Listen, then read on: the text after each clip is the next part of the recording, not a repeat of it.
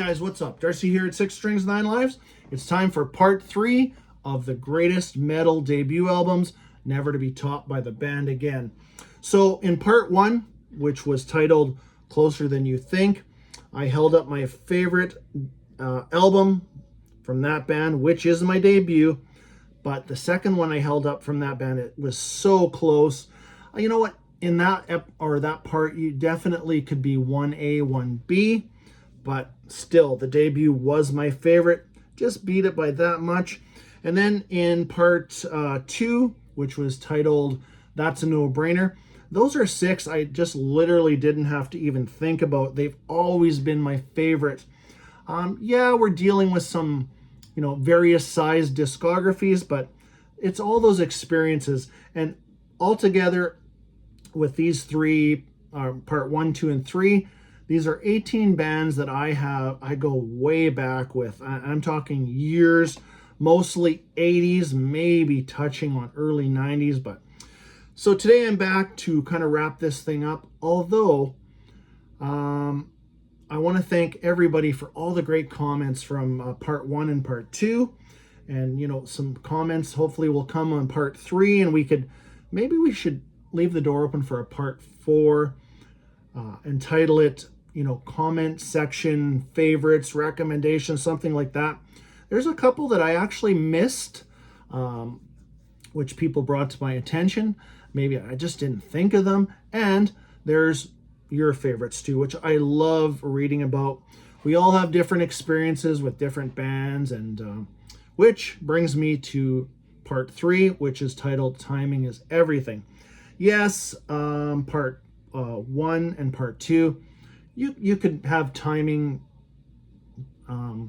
pertain to any one of those albums, but these 6 that I'll show you today in this final, well, maybe not final part, but I got a little story to go with these. And you know what, you have stories with your favorite albums too, especially those favorite debut albums like we're talking about. But let's kick it off with not only is this my favorite, or my favorite from this band, which is the debut, it's probably one of my top 5 favorite albums of all time.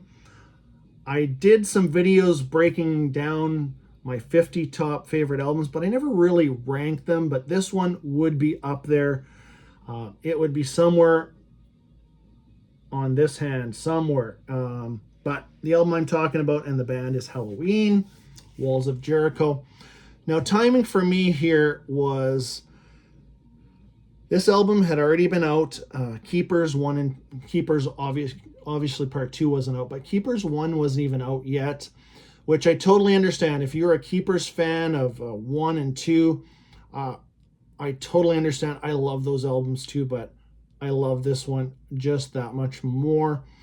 Kai on vocals. I am a huge Kai Hansen fan, but I was just kind of at the right place at the right time, cruising down the block on my BMX bike, stopped at a friend's house who had, he had probably, age-wise, he's probably got a good 5 years on me, and he had a massive metal collection, all vinyl, 7-inch shingles, things like that.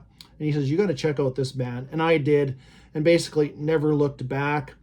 I was trying to think, though, when Keepers part 1 came out, and obviously Michael comes on board, takes over vocal duties. I can't remember if I don't think I was upset or anything like that. I'd be lying to you if I told you I remembered. I just thought, okay, this is just the next phase of Halloween, and been, one of my favorite bands ever since, really. But anyways, this album also contains one of my favorite all-time metal songs, right up there with songs like Fast as a Shark, but that is Ride the Sky. I said it in an older video. I said I could listen to Ride the Sky on repeat once a day for the rest of my life and never be sick of it. Absolutely love it. A couple other standouts on this album is Phantoms of Death and Metal Invaders. But yeah, Walls of Jericho, you are not topping that for me. Remember, and we're not talking about EPs, that leave the door open for another video. I think I will put together a video with, something like my top 5 to 10 EPs of all time, because there definitely be one related to that album. But let's move on. All right, this is in the timing category. I just happened to one day be given a mixtape from a friend which contained a song from Exodus called Chemikill, which is not on this album, but it got me into the band. There was various other artists and even stuff that I already was into, like Metallica, Megadeth, some Anthrax. I was already into thrash, but just taking it one more step further. And then backtracked because 87, that was Pleasures of the Flesh, which Chemikill is on, which is probably my second favorite Exodus song, maybe overall. But on this one, which does contain my overall favorite Exodus song, which is Metal Command, Bonded by Blood, this one has just never been knocked off the Exodus pedestal. I would say the closest thing maybe would be Fabulous Disaster, which great album. So this is my original cassette. I don't know if it's an original, but this is my original Bonsai Canadian cassette. And yeah, just absolute thrasher piece. And as far as Exodus goes, they've never got back here.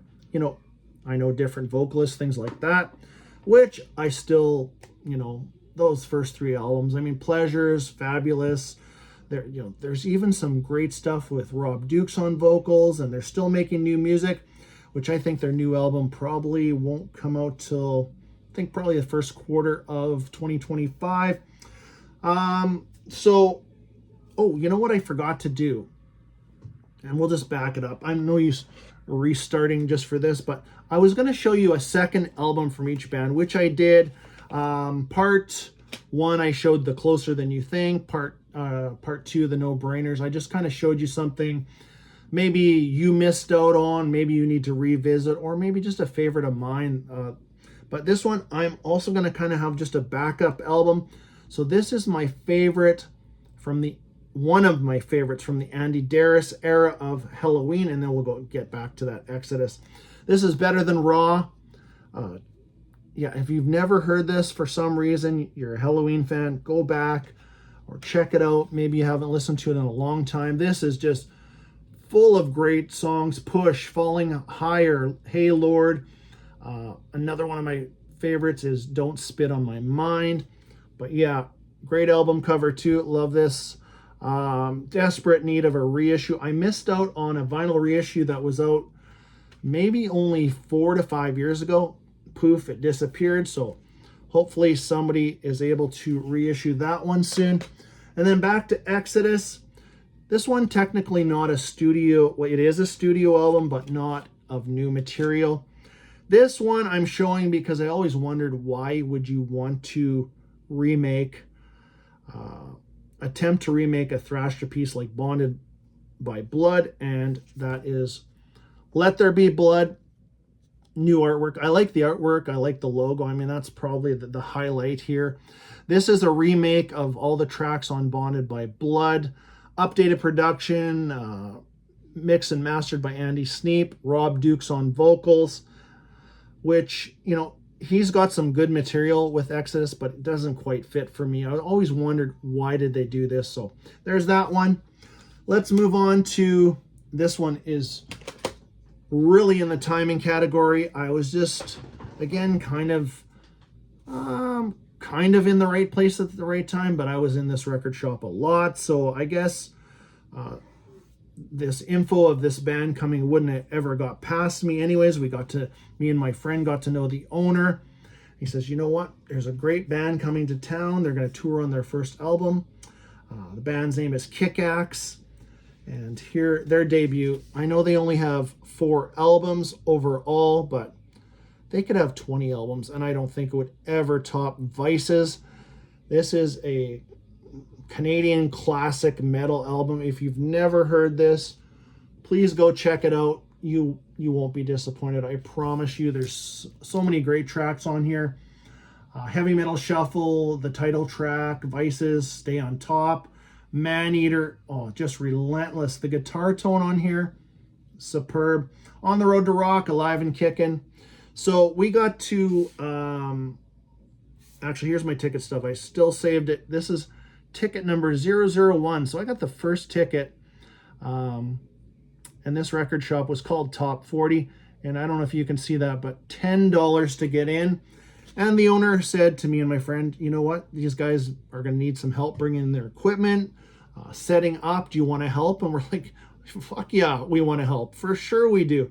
And they were kind enough to autograph both of my album and my buddy's album. To Darcy, thanks for the hand.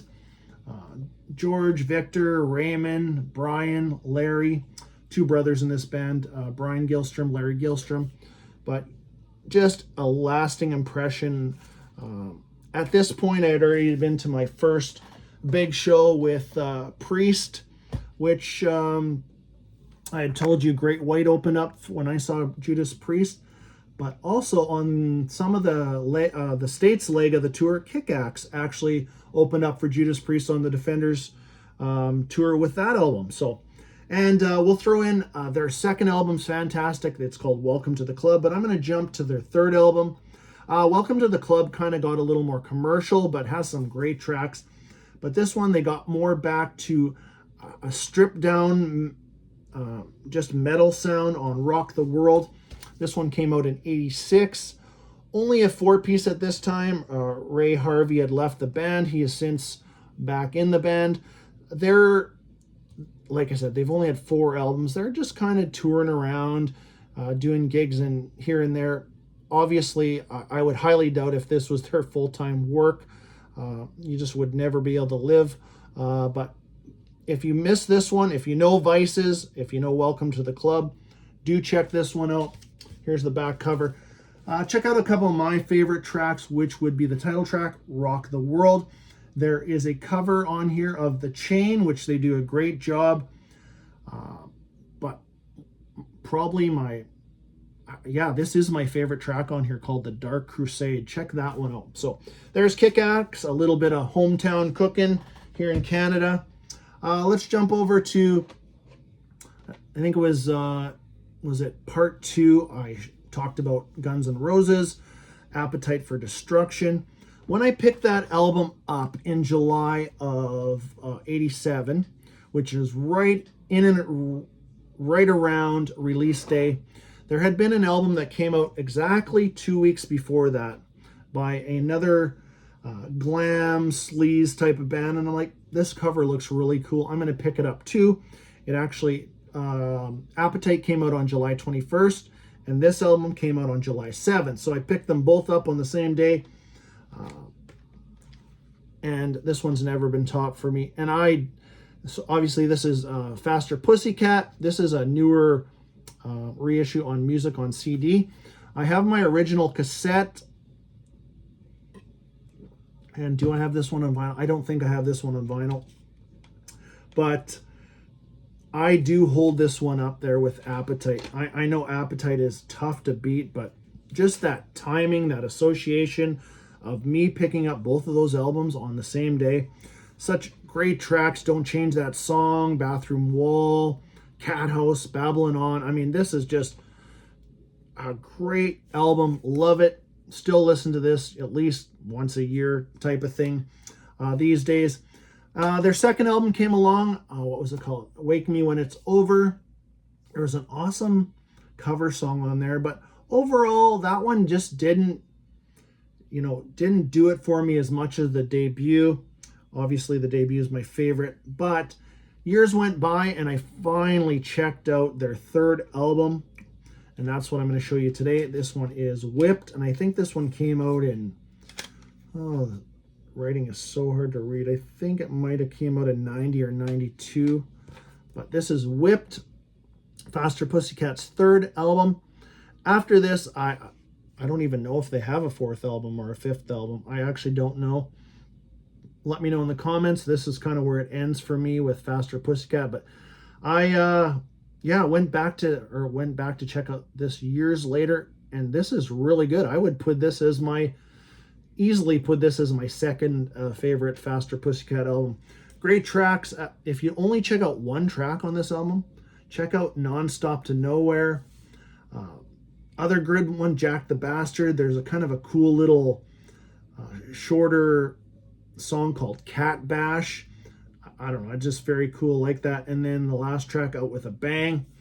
But yeah, let me know, are these guys even still going? I don't even know that, but a little bit more. Well, where should we do? Yeah, one more from Canada. And this one, timing wise, it's just right back to me watching the good old Pepsi Power Hour. I know guys in the States, you got MTV, and other countries have different shows, but I had always watched Pepsi Power Hour, and this is where I discovered this band, Sword. Their debut, Metalized. This is a newer reissue on Unidisc. It's got kind of a chromy finish to it, but this is just, I don't know. You'd almost want to put it in the category of, I know it's from Canada, but you want to put it in the US power metal kind of category. I know the guitar tone on here really reminds me in places of Wasp's debut, but I would also put it in the category of a band like Armored Saint that I'm listening to in the background. But yeah, Stoned Again, I mean, that is just too awesome. There's just so many good tracks on here. And here's the band on the back. Children of Heaven, Dare to Spit on My Grave, Evil Spell, Runaway. Just, if you've never heard this band from Canada, Sword, check them out. Their second album, which is very good too, called Sweet Dreams, also been reissued. So here's the original, or less glossy CD of Metalized. But so then after that, so that one came out in 86, Sweet Dreams came out in 88, and then we had to wait 34 years. So I'm going to show you their latest album, which was basically in the can for years and years, and they just finally got back together and recorded it. And I will tell you what, it's not bad. It's not the first two albums, but as a Sword fan, I had to have it. And yeah, you can tell the songs they're not new songs, but you know, maybe some of them are reworked or whatever. But this one came out on Massacre Records in 2022, so 34 years in the this one was probably sitting on the shelf, and then finally came out with it. But it's good, but like I said, it's definitely not Metalized or Sweet Dreams.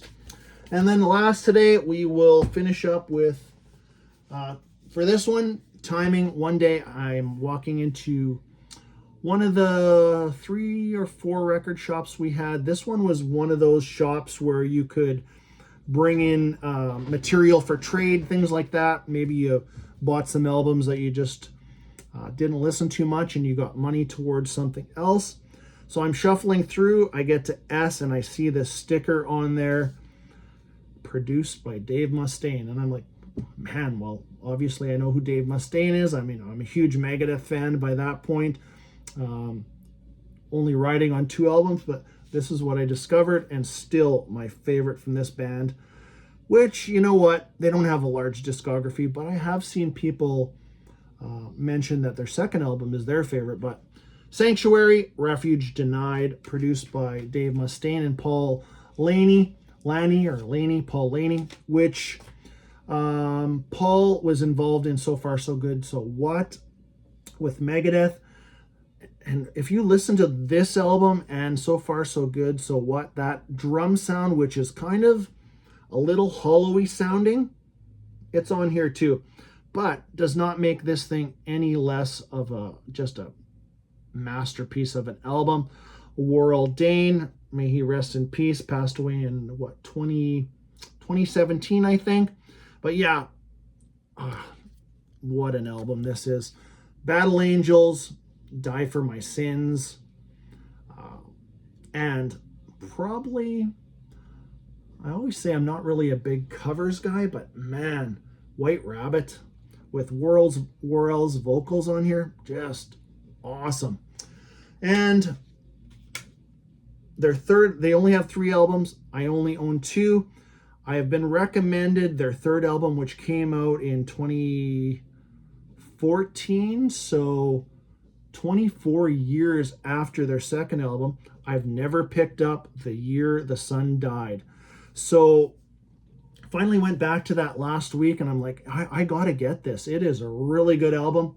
But I'll just throw up, since I don't have that to show, I'm going to show their second album, because this is one that people do regard as their favorite from Sanctuary, and that is Into the Mirror Black. So this came out 2 years after Refuge Denied, and same year as Megadeth's So Far So Good So What. But yeah, timing, I saw it like, hey, this has got Dave Mustaine's name on it. As far as production goes, with Paul Laney, and I'm like, I'm getting this, which I mean this, and yeah, loved it ever since. So there is 6 more from the greatest metal debut albums, never to be topped by the band again. Obviously just me, but again, thank you very much for going in the comments and letting me know stuff that I've missed, some of your favorites, and people pointing out, where's this, where's that. For one example, before we go today, where's Rat Out of the Cellar? And I answered a couple comments. As much as I love that album, which I absolutely love that album, Rat's Invasion of Your Privacy is my favorite Rat album, which shows in my ranking videos, things like that. But again, some of these albums, you are talking like no space in between. They're so good. Lots of great memories. And thanks for sharing your memories with me too. Hope you enjoyed that one. Until next time, stay heavy.